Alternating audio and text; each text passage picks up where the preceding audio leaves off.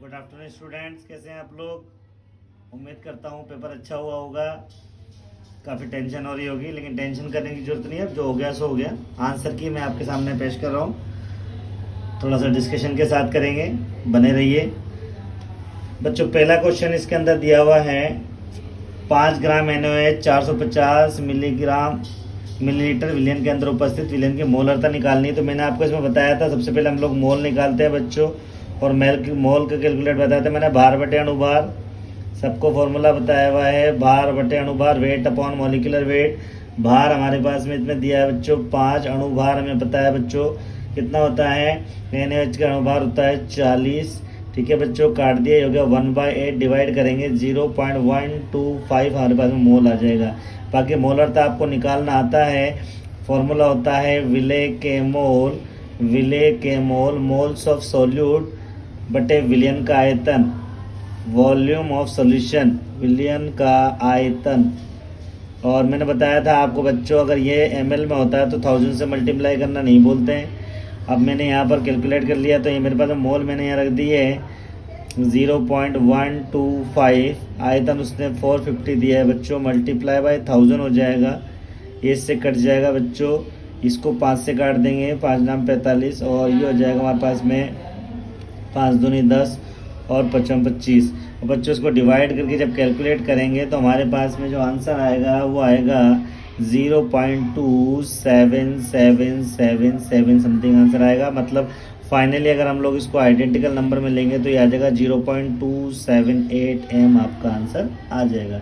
ठीक है बच्चों, इसके बाद में हम लोग आगे चलते हैं। अगला क्वेश्चन अगर हम लोग बात करें बच्चों, अगर अगले क्वेश्चन की बात करें हम लोग बच्चों, तो हमारे पास में अगला क्वेश्चन हमारे पास में है बच्चों, प्रथम कोटि का अभिक्रिया की इकाई, unit of first order reaction. और पता है बच्चों, फर्स्ट ऑर्डर रिएक्शन जब हम लोग निकालते हैं तो मोल पर लीटर के हिसाब से निकालते हैं, लेकिन हम लोगों ने एक फॉर्मूला बताया हुआ है आपको मोल पर लीटर, और यहाँ लिखाया था बच्चों आपको मैंने 1 - n, और यह बताया था सेकेंड इनवर्स। अब बच्चों अगर हम लोग बात करें प्रथम कोटि का अभिक्रिया, तो ये n क्या होता है, अभिक्रिया की कोटि होती है, n की जगह 1 रख देंगे बच्चों हम लोग। जब 1 रख देंगे तो 1 में से 1 जाएगा तो 0, और अगर हम लोग यहाँ 1 रख देते हैं तो मेरे पास में आ जाता है मोल पर लीटर, और ये हो जाएगा 1 - 1, मतलब हो गया 1 - 1, और सेकेंड इनवर्स अपनी जगह है, तो ये 0 हो गया बच्चों। जब ये 0 हो जाएगा तो जिसकी पावर 0 होती है, मतलब मेरे पास में मोल पर लीटर की घात हो गया बच्चों 0, और ये हो गया सेकेंड इनवर्स। और आपको मालूम है जिसकी पावर सेकेंड 0 होती है उसकी वैल्यू 1 होती है, इसकी वैल्यू 1 हो जाएगी, तो आंसर आपका हो जाएगा इसमें सेकेंड इनवर्स।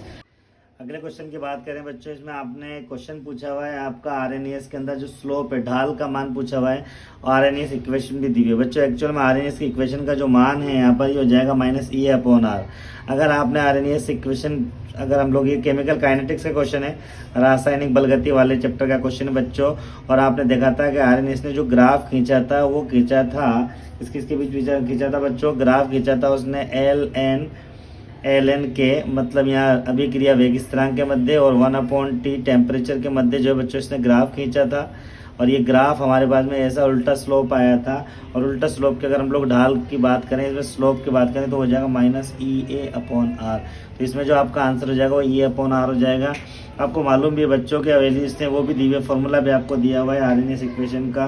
ठीक है बच्चों, तो RNAS की इक्वेशन के अंदर अगर हम लोग बात करें ग्राफ की, तो ग्राफ हमारे पास में किस के बीच में था बच्चों, ग्राफ था ln के, मतलब ये नेचुरल लॉग है, लॉग और 1/T टेम्परेचर के बीच में ग्राफ था, आंसर हो जाएगा इसका -EA/R।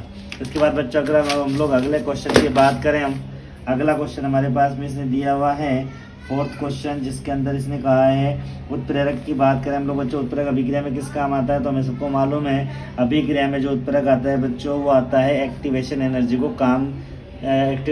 को बढ़ाने, कम करने के काम आता है बच्चों। तो सक्रियण ऊर्जा का मान आपको पता है, जितना कम होगा रिएक्शन उतनी जल्दी होगी, तो इसमें भी आपका आ जाएगा अभिक्रिया की एक्टिवेशन ऊर्जा। आंसर हो जाएगा आपका अभिक्रिया की एक्टिवेशन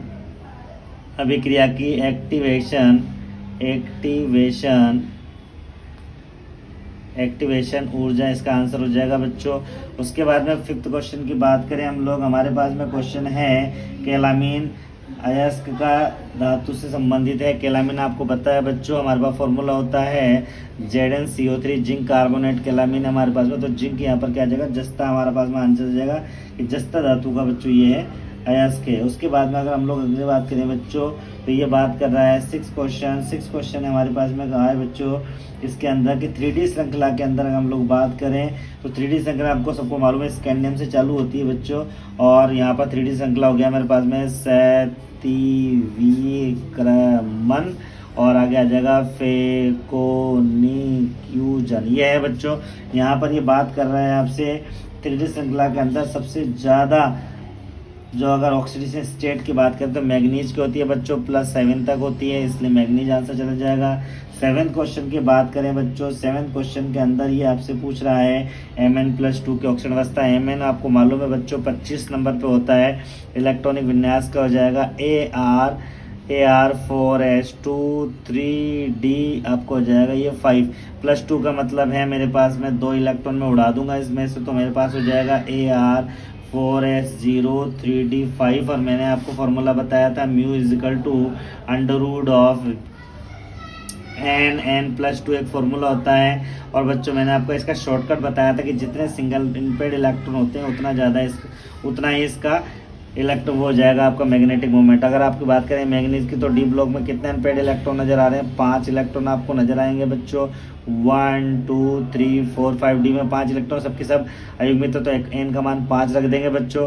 अगर हम लोग एन का मान 5 रख देंगे तो मेरे पास में फॉर्मूले में आ जाएगा यहाँ पर 5 हो जाएगा 5+2, ठीक है बच्चों, मतलब आपका आ जाएगा 5.92। और वैसे भी आपको निकालने की जरूरत नहीं, मैंने आपको बताया था कि जितने सिंगल इलेक्ट्रॉन हो उतने पॉइंट समथिंग आंसर होता है। उसके बाद में 8वें क्वेश्चन की बात करें बच्चों, 8वें क्वेश्चन में इसने कहा है हमारे पास में,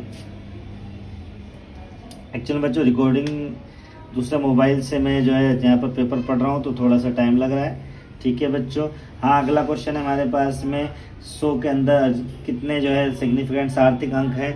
अगर हम लोग बात करें तो गैर शून्य अंकों को हम लोग जो है सार्थक मानते हैं। इसके अलावा अगर पॉइंट नहीं होता तो जितने गैर शून्य अंक होते हैं वही सार्थक है, तो इसमें आंसर आपका 1 हो जाएगा। क्वेश्चन नंबर 9 की बात करें बच्चों हमारे पास में, तो क्वेश्चन नंबर 9 ये पूछ रहा है हमारे पास में कि इलेक्ट्रॉनिक विन्यास ने दिया हुआ है 3s2 3p6 4s2। तो बच्चों इस क्वेश्चन के अंदर मैंने पढ़ा है, तो जहाँ तक मुझे लगता है इस क्वेश्चन में या तो कुछ ना कुछ मिस्टेक है या क्वेश्चन ये आउट ऑफ कॉन्टेक्स्ट है, क्योंकि इसके अंदर अगर हम लोग बात करें तो आपको मालूम है कि यहाँ पर अगर हम लोग बात करें तो ये होता है 1s2 2s2 2p6 3s2 3p6 4s2 2 2 4 6 10 2 12 6 18 और 2 20, मतलब हमारे अकॉर्डिंग 20 हो रहे हैं और 20 में कैल्शियम आता है। लेकिन अगर ये क्वेश्चन पूछता है इससे रिलेटेड अक्रिय गैस कौन सी हो सकती है इसके नज़दीक है, तो वो हमारे पास में आर्गन हो सकती है, मतलब आंसर आर्गन होगा अगर होगा तो इसके अंदर, वरना फिर कैल्शियम आंसर होगा, क्योंकि कैल्शियम 20 पे आता है। या तो AR या C है, तो C नहीं है तो AR इसमें आंसर मानेंगे बच्चों। हाँ बच्चों, 10वें क्वेश्चन की बात कर रहा हूँ मैं आपसे। 10वें क्वेश्चन के अंदर इसने पूछा हुआ है हमसे कि हाइड्रोजन जैसे सदृश कोई एक एटम है उसके अंदर त्रिज्या का फॉर्मूला बताना। तो आपको बताएं बच्चों, फॉर्मूला हमारे पास में होता है h² n² अपॉन 4 π² me²z, ठीक है बच्चों। ये हमारे पास में बोर रेडियस का फॉर्मूला है। और अगर बच्चों मान लीजिए हम लोग बात करें तो 1/4 इज इक्वल टू हम लोग ε0 मान सकते हैं बच्चों। तो मेरे पास में फॉर्मूला आ जाएगा R इज इक्वल टू ε0 मेरे पास आ जाएगा πme²z। और मेरे पास में यहाँ n² h² तो है, तो इसके अंदर जो ऑप्शन हो जाएगा बच्चों हमारे पास में, ये ऑप्शन हो जाएगा हमारे पास में बच्चों थर्ड वाला ऑप्शन हो जाएगा ε0 n² h² πme²z, क्योंकि 1/4 को क्या मान सकते हैं बच्चों हम लोग ε0 मान सकते हैं, ठीक है। एक स्थिरांक होता है, ठीक है, फिजिक्स में पढ़ाया जाता है ये। अगर हम लोग बात करें आगे अगला 11वें क्वेश्चन की बात करें बच्चों, तो 11वां क्वेश्चन हमारे पास में है निम्न में से कौन सा कथन सही है। अगर आयनिक यौगिकों को बात करें तो मैंने बताया था आयनिक यौगिकों में आपको पता है पॉजिटिव और नेगेटिव, मेटल और नॉन मेटल के बीच बनता है धातु, और धातु में जो प्लस माइनस होते हैं, और जब प्लस माइनस होते हैं तो इसको Q1 Q2 मान सकते हैं। और इसके अंदर जो फोर्स लगता है वो इलेक्ट्रोस्टैटिक फोर्स होता है, उसका फॉर्मूला होता है F = K Q1 Q2 upon R²। इसकी वैल्यू होती है। तो यहाँ पर जो ऑप्शन आ जाएगा वो आपका थर्ड ऑप्शन हो जाएगा कि आयनिक यौगिकों में आयनों के मध्य आकर्षण इलेक्ट्रोस्टैटिक्स दिशाहीन होते हैं, ये वाला आंसर हो जाएगा। इसके बाद में क्वेश्चन नंबर 12 की बात करें बच्चों, क्वेश्चन नंबर 12 है, इसके अंदर कोऑर्डिनेशन नंबर उप से संयोजन संख्या पूछ रहा है आपसे। अगर बच्चों ZNS की आप 3D स्ट्रक्चर बनाओगे तो हर एक पार्टिकल 4 के कॉन्टेक्ट, कोऑर्डिनेशन नंबर का मतलब होता है कि एक परमाणु अपने निकटवर्ती कितने परमाणुओं से कॉन्टेक्ट में रहता है। तो अगर हम लोग इसकी स्ट्रक्चर बनाएंगे बच्चों तो क्यूबिक लाइक स्ट्रक्चर इसकी बनती है, जिसके अंदर क्या होता है बच्चों, हर एक एटम 4 के कॉन्टेक्ट में होता है। मतलब इसके अंदर आपका आंसर आ जाएगा 4-4, 4 आंसर आ जाएगा, इसके अंदर 4 आ जाएगा। ठीक है बच्चों, उसके बाद में अकॉर्डिंग टू VSEPR की बात करेंगे हम लोग, तो I3- का मैंने बताया था आपको, I3- को हम लोग I2- लिख सकते हैं बच्चों। और इसकी बात करें तो 7 हमारे पास में +2 + 1 /2 हो जाएगा, मतलब आंसर आ जाएगा 5, संकरण हो जाएगा sp3d। लेकिन अगर हम लोग बात करें तो यहाँ पर आई सेंटर में आ जाएगा, बाकी 2 आई इस तरीके से आ जाएंगे, बाकी 3 लोन पेयर हो जाएंगे। तो इसकी संरचना क्या हो जाएगी बच्चों, इसकी संरचना हमारे पास में हो जाएगी रेखीय। संरचना बताई थी आपको मैंने, कराया हुआ भी है पारस वाले जो है चैनल पे मैंने आपको करा रखा है। ठीक है, I3- के बारे में। उसके बाद बच्चों अगर हम लोग आगे बात करें, इसके अंदर आगे बात करेंगे तो अगर अगला क्वेश्चन हमारे पास में आता है बच्चों, टाइम मैं बता रहा हूँ इसलिए लग रहा है कि मैं मोबाइल में खोल के बैठा हुआ हूँ बच्चों क्वेश्चन पेपर आपका। ठीक है बच्चों, अब मैं बात कर रहा हूँ आपसे, अगला क्वेश्चन है आपका 14वां क्वेश्चन। आयनन विभव क्रम में आपको पता है, मैंने बता रखा है, सबसे ज़्यादा नियोन का होता है, उसके बाद फ्लोरीन का होता है, उसके बाद नाइट्रोजन का होता है, फिर ऑक्सीजन का। इसका रीजन मैंने बताया था, अर्धपूर्ण कक्षीय स्थायित्व। उसके बाद बच्चों हम लोग बात करें तो कार्बन का, कार्बन के बाद में बेरिलियम, फिर बोरोन, और फिर होता है लिथियम का। बेरिलियम बोरोन से ज़्यादा क्या होता है, पूर्ण गुरुत्व कक्षीय स्थायित्व होता है, इसलिए बच्चों। उसके बाद में क्वेश्चन नंबर 15 की बात करें बच्चों, हम लोग क्वेश्चन नंबर 15 की बात करें तो हमारे पास में क्वेश्चन नंबर 15 ये पूछा है इसने, यदि ये गेंद का द्रव्यमान दे रखा है, हमें मास दे रखा है, इसने कितना दे रहा है बच्चों, 0.1 kg दिया हुआ है। वेग भी इसने दे रखा है, कितना दे रखा है बच्चों, वेग आपको दे रखा है 10 मीटर/सेकेंड इनवर्स। आपको मालूम है बच्चों कि हमारे तरंग दैर्ध्य का फॉर्मूला होता है λ h/p, डी ब्रोगली के अनुसार। और h क्या होता है, p क्या होता है, m × v होता है, द्रव्यमान × वेग को तो संवेग बोलते हो आप लोग। तो यहाँ h हो गया मेरे पास में 6.62 × 10⁻34, ये आपका 0.1 है और ये आपका 10 है, m और v। ठीक है बच्चों, ये पॉइंट से 0 कैंसिल आउट हो जाएगा, या पॉइंट को हटाएंगे तो ऊपर 0 लग जाएगा, 10 हो जाएंगे, कट जाएगा, मतलब आंसर हमारे पास ये हो जाएगा 6.62 × 10⁻34 मीटर। क्वेश्चन नंबर 16 की बात करेंगे बच्चों आप लोग। क्वेश्चन नंबर 16 में आपको पूछा हुआ है Ag का इलेक्ट्रॉनिक विन्यास। आपको पता है Ag कितने नंबर पे होता है, 47 पे होता है बच्चों। तो हमारे पास में इसका आंसर हो जाएगा क्रिप्टॉन। ठीक है बच्चों, ये हो जाएगा आपका 4d10 5s1। अगले क्वेश्चन की बात करें बच्चों हम लोग, अगला क्वेश्चन 17 के बाद में हमारे पास 16वां में अगला क्वेश्चन आता है 17वां क्वेश्चन बच्चों। और आपको पता है H2O की बात करें, इसके अंदर संकरण होता है हमारे पास में sp3, लेकिन VSEPR ये कहता है कि भैया इसके अंदर lone pair bond pair repulsion के कारण बॉन्ड एंगल जो है कम हो जाता है, और ये बॉन्ड एंगल हो जाता है 104.5 डिग्री। ठीक है बच्चों, इसके बाद में 18वें क्वेश्चन की बात करें हम लोग। 18वां क्वेश्चन हमारे पास ऊष्मा गति का नियम है। प्रथम नियम मैंने बताया था, इसको डेल यू ई से भी शो कर सकते हैं, ये होता है Q+W। ठीक है बच्चों, ये आंतरिक ऊर्जा होती है, ऊष्मा, और ये आपका कार्य है। उसके बाद में 19 नंबर के क्वेश्चन की बात करें, हमारे पास में क्वेश्चन दिया हुआ है भैया PCl3 हमारे पास में किस में कन्वर्ट हो रहा है, PCl5 कन्वर्ट हो रहा है हमारे पास में किस में, PCl3 + Cl2 के अंदर। अगर हम लोग बात करें तो इसके अंदर आपको पता है बच्चों, अगर हम लोग बात करें इसमें Kp की बात करेंगे तो हम क्या हो जाएगा, PCl3 हो जाएगा, Cl2 हो जाएगा, और यहाँ हो जाएगा अपना PCl5। वैल्यूज़ आपकी दी गई है बच्चों, वैल्यूज़ आपकी दी गई है। इसके अंदर 1.5 दो बार दे रखा है बच्चों, 1.59 1.59। ठीक है बच्चों, और यहाँ पर 1.59 ऊपर लिखेंगे 1.59 डिवाइडेड मल्टीप्लाई 1.59, और इसको कितने से कैंसिल आउट करेंगे बच्चों, हमारे पास में कितना दिया हुआ है, PCl5 कितना दिया हुआ है, ये दिया हुआ हमारे पास में 1.41 है, 1.41 दिया हुआ बच्चों, कैलकुलेट कर लेंगे तो हमारे पास में जो आंसर आ जाएगा वो आ जाएगा 1.79। कैलकुलेट कर लेना बच्चों। क्वेश्चन नंबर 20 की बात कर रहे हैं हम लोग। क्वेश्चन नंबर 20 की बात करें बच्चों हम लोग, क्वेश्चन नंबर 20 में क्या है देखते हैं। क्वेश्चन नंबर 20 के अंदर बच्चों हमारे पास में पूछा हुआ है OF2 के अंदर फ्लोरीन ऑक्सीजन की ऑक्सीजन अवस्था आपको पता है O2F2 के अंदर ऑक्सीजन अवस्था हमारे पास में हो जाएगी +1। ठीक है बच्चों, निकालवाया हुआ है आपको भाई। अगर हम लोग बात करें इसके अंदर तो फ्लोरीन मतलब आपका कितना हो गया, -2 हो गया तो जाएगा तो +2 हो जाएगा, 2 से 2 डिवाइड हो जाएगा तो +1 आपका आंसर इसमें आ जाएगा। ठीक है बच्चों, इसके अंदर आगे बात करें हम लोग, अगला क्वेश्चन हमारे पास में आ जाता है। इसके अंदर सिग्मा और पाई बॉन्ड की नंबर पूछ लेगा। सिग्मा पाई बॉन्ड की हमारे पास में ये दिया हुआ CH2 डबल बॉन्ड, यहाँ दिया हुआ बच्चों हमारे पास में CH2 double bond C double bond CH, या सिंगल बॉन्ड और लगा दें हम लोग तो CH सिंगल बॉन्ड CH3। मैंने बताया था जितने आपको हाइड्रोजन दिखे पहले उसको काउंट कर लो तो 3 4 और 2 6 हो गया हमारे पास में। 6 तो हमको हाइड्रोजन नजर आ रहे हैं और 3 बॉन्ड 6 7 8 9, तो सिग्मा बॉन्ड तो हो जाएंगे इसके अंदर 9, पाई बॉन्ड हो जाएंगे हमारे पास में 2।